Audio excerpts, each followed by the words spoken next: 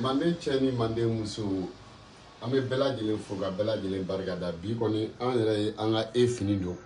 ya n'o ye ka vraiment armée ka yira ko maliyɛndenw an ka espoir an ka armée fana ka espoir ye malidenw ye malidenw ni armée olu ka espoir ye gouvernement ka espoir ye maliden bɛɛ lajɛlen donc an ye fini don bi an y'a kanu ka kuma an balimakɛ dɔ kan an balimakɛ mun n'o ye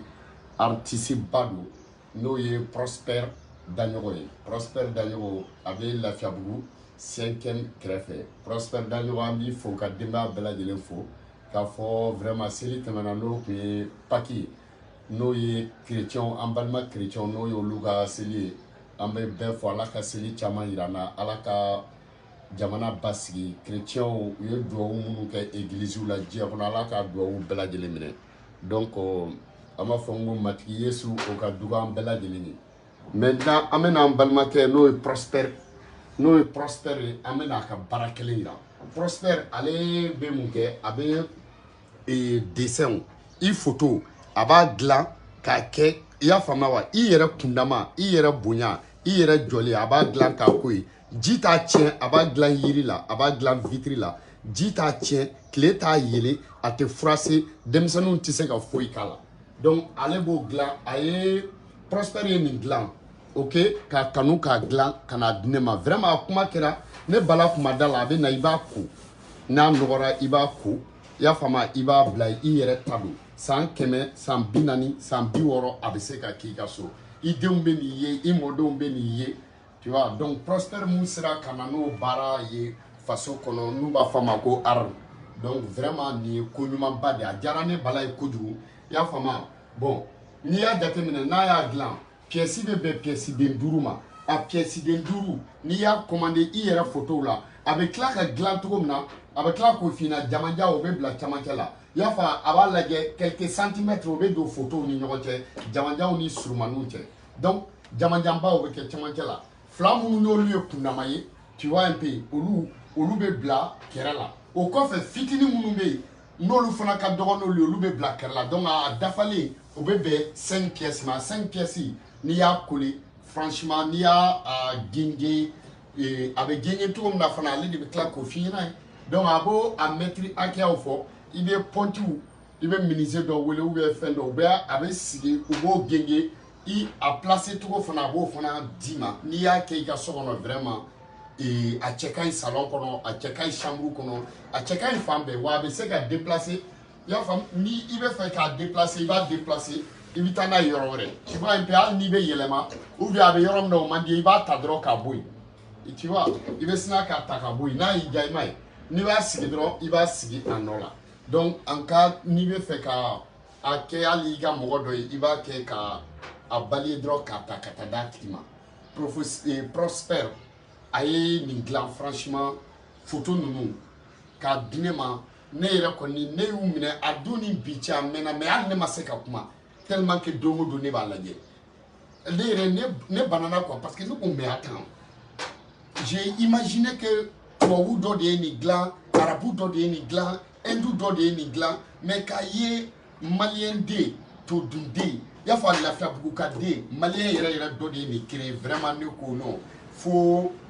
maliyɛn bɛɛ ka nin sɔrɔ ka bila a ka so kɔnɔ surtout kɔɲɔmusow i y'a faamuya wa kɔɲɔmusow ni kɔɲɔcɛw o fana cɛ ka ɲi trop salon kɔnɔ tu vois non donc minnu fana bɛ fɛ ka cadeau kɛ u cɛw ye u ka mɔgɔ ɲɛnamaw ye comme anniversaire la i ye nin dafalen d'a ma a diyara a tigi a ma diya a tigi ye kɔni franchement a bɛ nin ye a diyara jugu ye a ma diya jugu ye o bɛ nin ye ne bolo ni franchement nin y'a da ye i ye i ba dilan nin na k'a bila yen i mɔkɛ i bɛnkɛ i kɔrɔkɛ i ye kalan kɛ mun bolo mun delila k'i dɛmɛ franchement i y'a bila i ɲɛkɔrɔ i y'a d'a tigi ma ni y'a souvenir ɲɔgɔn tɛ parce que a tɛ tiɲɛ quoi a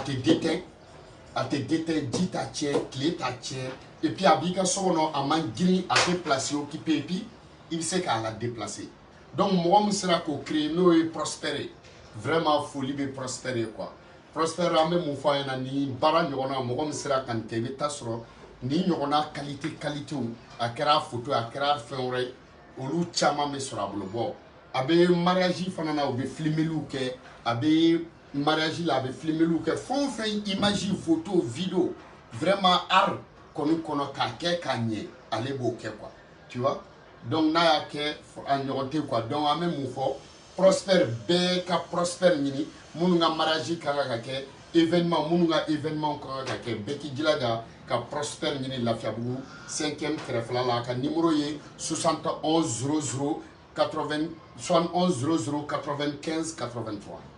71 00 95 83 ni yo wele ba so akira photo yo akira vidéo akira mariage yo akira événement yo akira décoration akira fond fait vraiment ni Prosper sur dro iklala quoi Prosper en ba foka bargada yere kan lajɛ ni lajɛ hein ita fo ko kana balaba yere sigilen fleni mbunya nja ya fo ne bonya ne janya jeya abedi binna bon ni ni fana lajɛ iba e ka fo vraiment ni na nyana wa ita do ni nana ya fana iba fo ko no ko tawte balay ko ni niru tu vois bon ni nana ya fana iba do ko ni ne reba do ko ni ne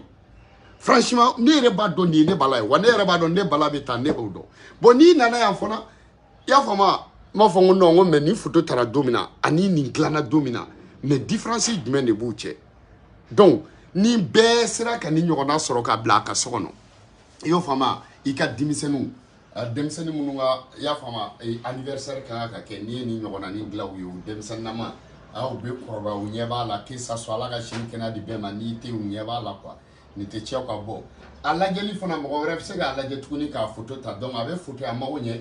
tu vois a bɛ photo a mago ɲɛ a bɛ cadre ko mago ɲɛ a bɛ décoration ɲɛ a bɛ a dan do quoi ni ma professeur professeur kana a kan ka fo de quoi tu vas un peu ka fo ka barikada ka art kɔnɔ ninnu ye mɔgɔ dɛmɛtaw ye franchement ninnu ye mɔgɔ dɛmɛtaw ne yɛrɛ y'a ye jɔn na fɔlɔ a fɔlɔla ka kɛ Asimu de la mais n'i y'a ye dɔrɔn i b'a fɔ ko Asimu sigilen filɛ quoi ne yɛrɛ ko n'i ye a ye mun kɛ Asimu na n'i y'a dogo salon kɔnɔ k'a bila salon kɔnɔ fauteuil sanfɛ e ko ni valide nana a tɛ i valide tɛ taa bijou d'a ma a bɛ kɛ valide ɲɛna ko Asimu sigilen de don quoi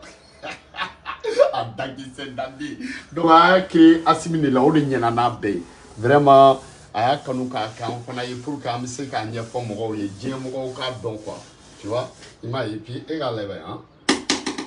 tu vois yiri do i y'a ye dessin i y'a tɛ sɔgɔ tu vois i y'a ye bon a ɲɔgɔn tɛ ka da mun kan i bɛ se ka i y'a faamu i bɛ se ka ko camanba k'a la comme n'o tɛ se ka kɛ tɔw la quoi o ye jumɛnw ye ale tɛ tiɲɛ ya a tɛ tiɲɛni t'a la quoi perdu t'a la en fait perdu t'a la quoi tu vois un peu i m'a ye perdu foyi t'a la lajɛ i y'a ye tu vois perdu t'a la i y'a n'a y'i diya i b'a ko nɔgɔ bɛ bɔ a la quoi tu vois denmisɛnninw ya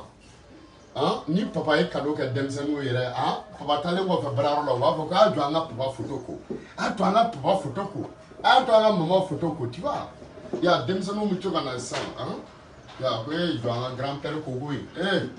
ko grand an y'a mɛn ko grand père kun ka ɲi dɛ tu vois non ya ko grand père kun ka ɲi papa ye école sira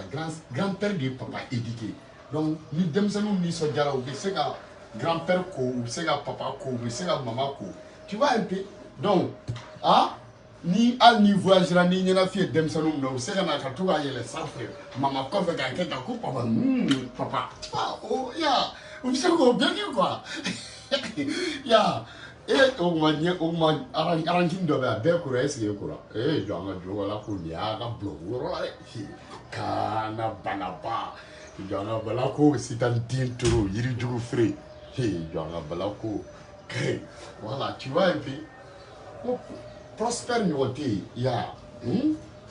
tu vois voilà donc vraiment fɛn o fɛn bɛ yen bɛɛ bɛ se ka commande kɛ Prosper la surtout kɔɲɔkɛla ninnu kɔɲɔmuso ni kɔɲɔcɛ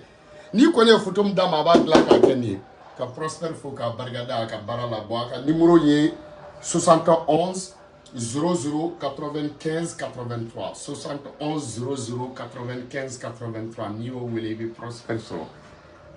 a b'a kɛ k'a ɲɛ ni ne ta ye a dan bɛ a dankisɛ bɛ a dankisɛ dan bɛ Prosper de y'a dankisɛ dan kumakisɛ kumaba de ye one love à vous tous